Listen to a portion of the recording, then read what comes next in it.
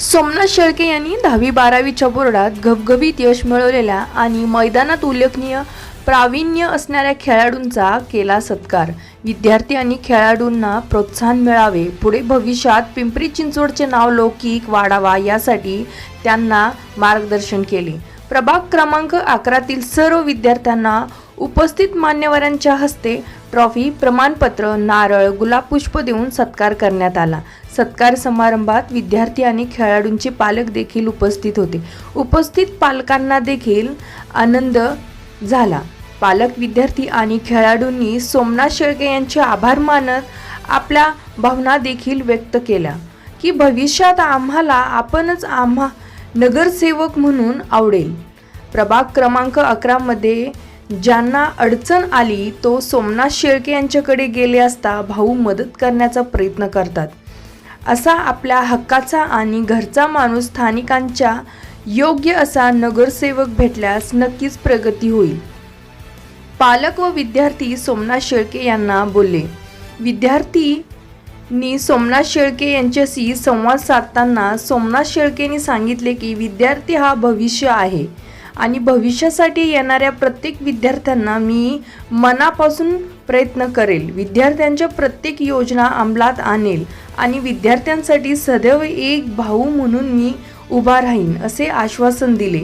विद्यार्थ्यांच्या भविष्यासाठी झटणाऱ्या सोमनाथ शेळके यांना पाहून पालक व विद्यार्थी देखील भावनिक झाले। यावेळी विद्यार्थी, खेळाडू आणि पालकांशी विद्यार्थ्यांच्या भवितव्यावर गप्पा मारल्या।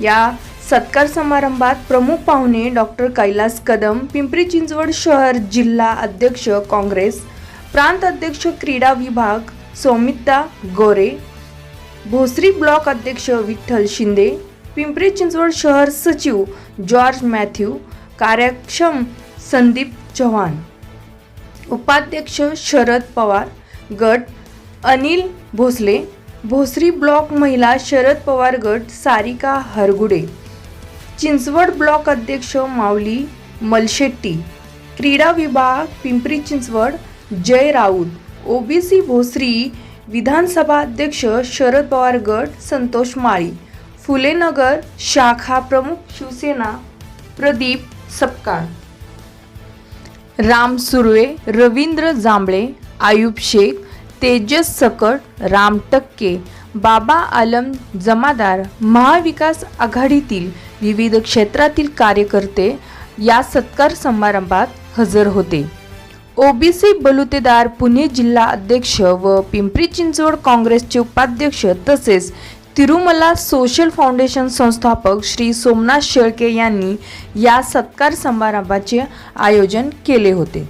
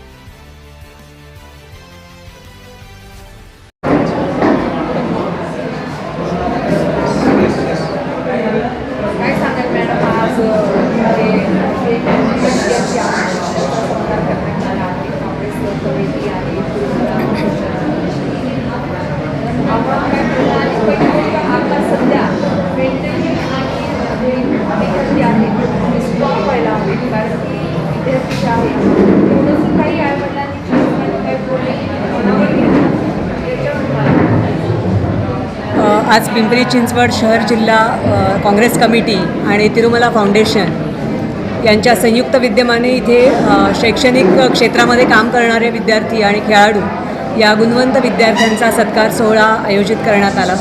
खरं तर असे सत्कार सोहळे वारंवार व्हायला हवेत, जेणेकरून मुलांना एक मोटिवेशन मिळेल.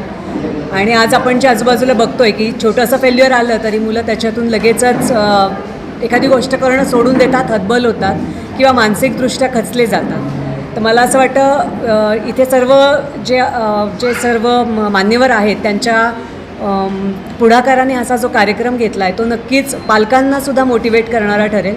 आणि असे कार्यक्रम वारंवार व्हावेत. या कार्यक्रमातून मुलांनी मोटिवेट होऊन पुढे जाऊन आयुष्याची पुढे जाऊन आपल्याला काय करायचं आहे याची त्यांना एक झलक म्हणूयात, किंवा पुढे जाऊन त्यांना एका आदर्श खेळाडू असेल किंवा आदर्श विद्यार्थी अशा दोन्ही गोष्टी करण्यासाठी अशा कार्यक्रमांचा नक्कीच उपयोग होईल. विद्यार्थ्यांनी ज्या पद्धतीनं काही गोष्टींवरती संयम ठेवला पाहिजे, जसं की आपल्या मोबाईल वापर असेल किंवा आईवडिलांचं न ऐकणं, हे आता थोडंसं आपण बघतो, पण आता आईवडिलांना पण मुलांशी बोलताना थोडंसं टॅक्टफुलीच हँडल करायला हवं. यापूर्वी जसा आईवडिलांचा एक धाक असायचा किंवा धाकाने बोललं तर मुलं ऐकायची, किंवा आईवडील घरात जरी आले तरी मुलांचा एक वेगळा धाक असायचा मुलांना आणि मुलं अभ्यासाला बसायची किंवा थोडंसं त्यांना सांगण्याची गरजच पडत नव्हती. आज ते चित्र पूर्णपणे बदललं आहे. पण आता बदलत्या काळानुसार आईवडिलांनासुद्धा आपल्या स्वभावामध्ये आणि आपल्या मुलांना घडवण्यासाठी वेगवेगळ्या पद्धतीमध्ये फरक करावाच लागेल. त्याला काही आता सध्या ऑप्शन नाही राहिला आपल्याकडे. खेळ हा असा प्रकार आहे की जो मुलांना जिंकायचं कसं आणि हरल्यानंतर उभं कसं राहायचं या दोन्ही गोष्टी शिकवतो. फेल्युअर हँडल करायला शिकवतो महत्त्वाचं म्हणजे. आणि जसं मानसिकदृष्ट्या पण मुलं सक्षम होण्यासाठी आईवडिलांनी मुलांना आता खेळाकडे पाठवायलाच हवं. प्रत्येकच मुलगा शैक्षणिक क्षेत्रातच पुढे जाऊन चमकेल असं नाही होणार. खेळाडू बनल्यानंतरसुद्धा खूप साऱ्या संधी पुढे उपलब्ध आहेत. त्याची माहितीसुद्धा विद्यार्थ्यांनी पण घ्यावी, स्वतः आईवडिलांनी पण घ्यावी आणि मुलांना आईवडिलांनी तसंच प्रोत्साहन देत राहावं असं सांगेन. थँक्यू.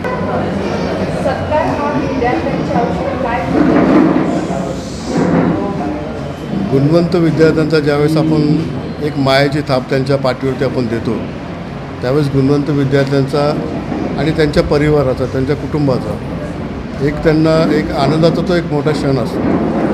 आणि त्या आनंदामध्ये त्यांचा परिवार असेल, त्यांचे मित्रमंडळी असेल, सगळेजण त्यामध्ये सहभागी होतात. पण हे सहभाग प्रत्येकजण नोंदवत असताना आईवडिलांची सुद्धा इच्छा जी असते ती मुलांनी निश्चितपणे पूर्ण करण्याची ती खरी कसोटी त्यांच्यासमोर असते. आणि आईवडिलांसमोर एक कसोटी असते की त्यांनी मुलांना जी इच्छा आहे किंवा मुलांना मुलांनी जे काही निवड केलेली आहे त्या निवडीनुसार मुलांना त्या ठिकाणी त्यांना पाठबळ दिलं गेलं पाहिजे. त्यांना त्या ठिकाणची ती ट्रेनिंग तशी देऊ केली गेली पाहिजे. आणि ह्या बदलत्या काळाची सूत्र ज्यावेळेस जगाने स्वीकारलेली आहेत, हा ग्लोबलायझेशनचा पिरियड आहे. या ग्लोबलायझेशनच्या पिरियडमध्ये व्यायामावरती, आपल्या आहारावरती आणि ह्या दोन्ही गोष्टीवर जर संतुलन राहिलं तर निश्चितच शिक्षणाच्या माध्यमातून म्हणजे बुद्धिमत्ता आणि आपली फिजिकली या दोन्ही गोष्टी मेंटली आणि फिजिकली जो विद्यार्थी आणि विद्यार्थी त्या ठिकाणी निश्चितपणे यश आणि स्वतःची काळजी घेईल तो येणाऱ्या कालावधीमध्ये एक चांगलं शिखर गाठू शकेल.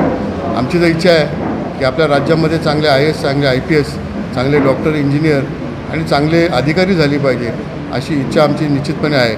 आणि ते विद्यार्थी आजच्या ह्या आनंदाच्या क्षणी पुन्हा आमच्याकडून त्यांना त्या ठिकाणी त्यांच्या पाठीवरती मायेची थाप काँग्रेस पक्षाकडून देण्यात येईल अशी अपेक्षा करूया.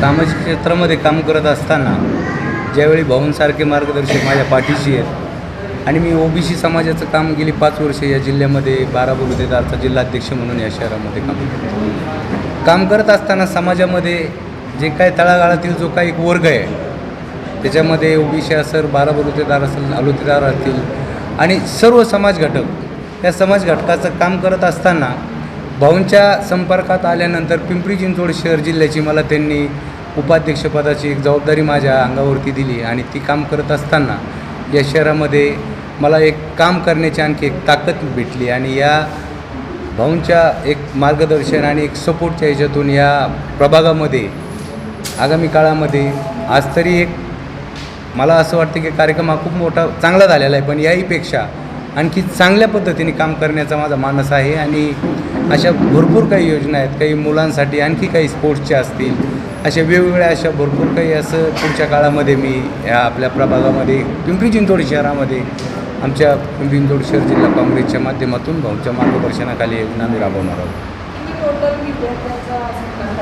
जवळपास मला वाटतं स्पोर्ट्सचे एक 20 ते 25 विद्यार्थी होते आणि या प्रभागातील जवळपास एक 50 ते 55 मुलं. आता सध्या आम्ही स्पोर्ट्सचे पूर्ण पिंपरी चिंचवडमधील घेतले आणि जे गुणवंत 10वी 12वीचे येते ते प्रभाग क्रमांक 11मधील सर्व विद्यार्थी घेतले. स्पोर्ट्समध्ये माझे सहकारी मित्र जय राऊतच सांगतील, ते आता इथं माझ्यासोबत बसलेले आहेत. जयसाहेब, थोडं तुमचं स्पोर्ट्स आहे म्हटलं तर सगळे स्पोर्ट्स येतात त्याच्यामध्ये. कुस्ती, तायकोंदो, चायकोंदो, उशू, कुडो, शिकाई, MMA. वयोगट मॅटर नाही करत ॲक्च्युली, कारण की स्पोर्ट्स असतो आणि मुलांची जिद्द असेल तर वयोगट काय मॅटर नाही करत.